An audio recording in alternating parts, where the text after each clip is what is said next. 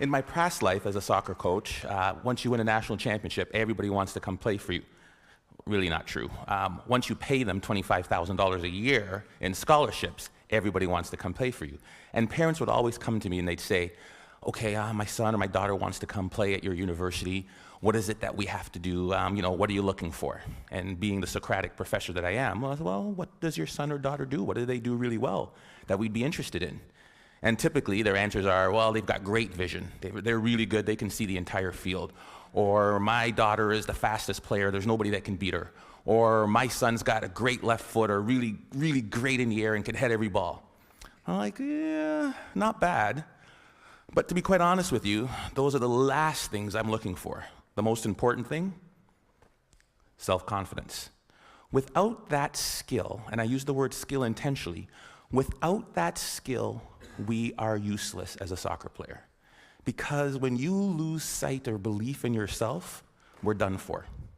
I use the definition of self-confidence to be the ability or the belief to believe in yourself to accomplish any task, no matter the odds, no matter the difficulty, no matter the adversity.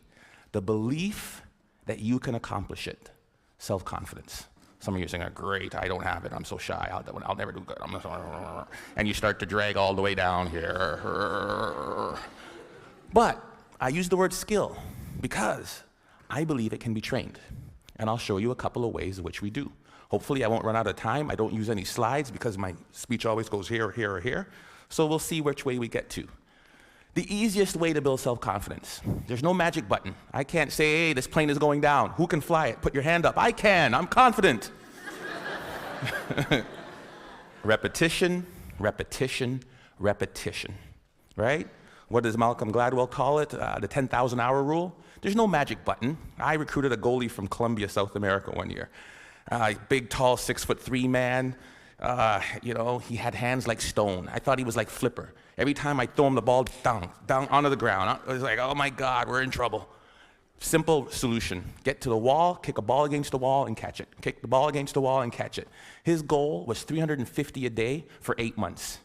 He came back, his hands were calloused, the moisture on his hands were literally gone. He is now playing in Europe. Magic? No. Repetition, repetition, repetition. The problem is we expect to be self-confident, but we can't be unless the skill or the task we're doing is not novel, is not new to us. We want to be in a situation where we've had so much pressure in that, and what I mean, because pressure builds diamonds, we want to be in a situation where, hey, I've done this 1,000 times. I did my speech, and I practiced in front of the mirror. Hey, I'm sounding good. And then I went in front of my kids and my wife. I was like, oh gosh, got a little nervous. And then I get in front of the Glenn Gould. Oh my goodness, I'm a little more nervous. By the time I get to the ACG, where 2,500 people, can't say anymore, right? 2,500 people, where 2,500 people are there, I won't have a single ounce of nervousness because of my ability to practice, right? Over and over and over again. The problem with repetition is, how many of us bail after the first bit of failure? How many of us bail after the first bit of adversity? Edison was on that video. And depends who you ask, there's anywhere from 1,000 to 10,000 tries to build that light bulb. 1,000 to 10,000. J.K. Rowling should be on that video. You know how many publishers she took her Harry Potter book to? I believe the number was 12 or 13. I'm pretty confident, but after 2 or 3 no's, I'd be like, dang it. After 6 or 7, I'm like, maybe not. Definitely after 9 or 10, I'd be looking to be a soccer coach or something else beside an author. Right? I mean, 12 times somebody said no. But practice, practice, practice, and do not accept failure. Maybe it shouldn't be repetition. Maybe the answer should be persistence. Because we all repeat something, but very few of us really will persist. So that's one way to build self-confidence. Get out there. Do what you want to do and do not accept no. The other one is self-talk. We all have a self-talk tape that plays in our head. Anybody go shopping and put on a pair of pants this week? If you're a woman, the first thing that always comes, damn, I look fat in these pants. And if you're a man, it's the opposite. Oh God, I have no muscle, I'm so flabby, right? We all have this tape that plays in our head. As a student, if they asked me the question, it was like, oh, gee, please, professor, don't pick me. I don't know the answer. I look down, right?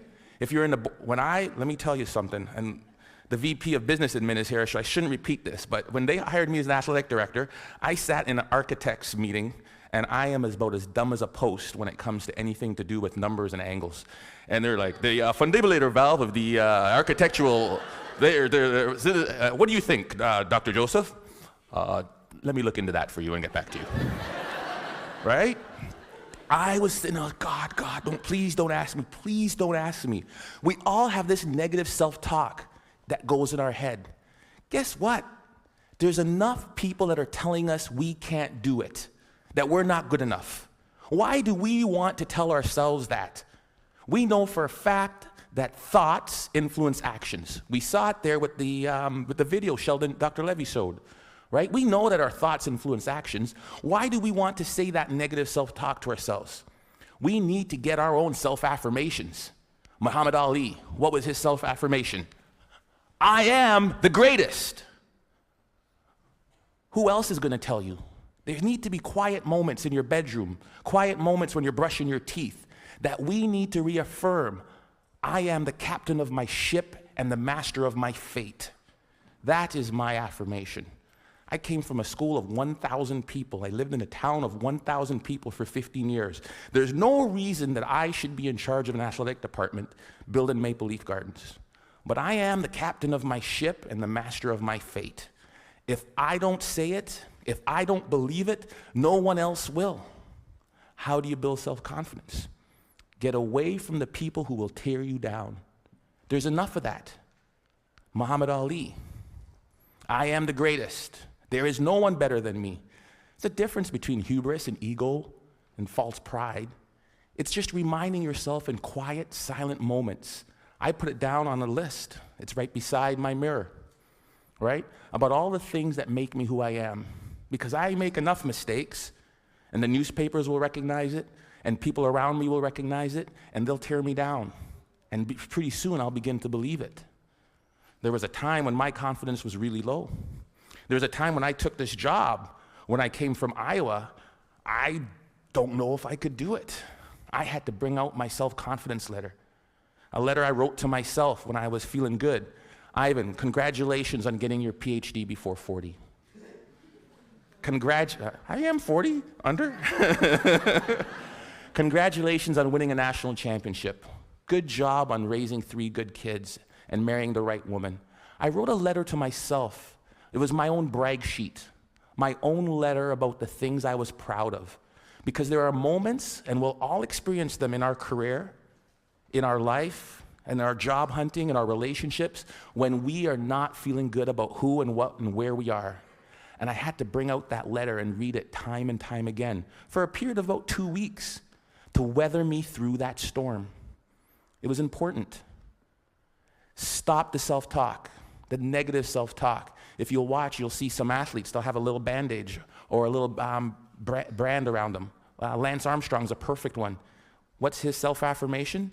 Live Strong isn't a brand. It was to remind him of who he was. Live strong. Then it came a brand. He would move that from one arm to the next arm when doubt and fear came into his mind. Live strong. Put it on there. Let's go. We'll all have it. Replace it. 2 ways to build self-confidence. Worried about my time, I'm going to tell you of one way that you can build self-confidence in others. We are coaches and educators. We are teachers. We are people who will create value in the world. And in doing that, we are critical by the nature of what we do. I am a coach. I want you to score a goal. Ball went over high. Dang it, the ball went high. Thank you, coach. I know that. Feedback tells me that. So what do? I need you to put your elbow or here. I need you to put your knee over the ball. I need you to follow through. Boom, land, great. Notice I never made it as a professional. What can we do? We fix mistakes. When I'm fixing that mistake, Johnny, this is terrible. You need to bend your knee. You need to do this. What have I done to Johnny's self-confidence? Bend your knee. Think of this. Think of this. Next thing you know, Johnny's crushed. Ignore what Johnny does wrong and find Bob or Sally or Frida over here. Great goal, Frida. I loved how you kept your knee low, you followed through, and you landed like this. Great job. Johnny, oh, great. Johnny's not demoralized. His confidence isn't shot. And what I've done is I've built up Frida's. Imagine how we could change the way we parented kids. Instead of, get that glass off the counter, what's wrong with you? If we catch them while they're good. Great job. Great job. Thank you, Alice, for taking your glass to the counter. It sounds simple, but we forget about it.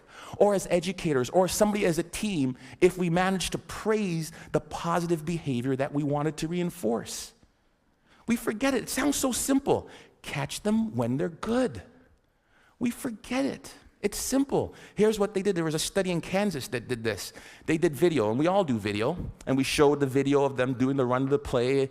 This goal happened because the basket wasn't protected. We didn't rotate here right. We needed to do this and then to cover the slot.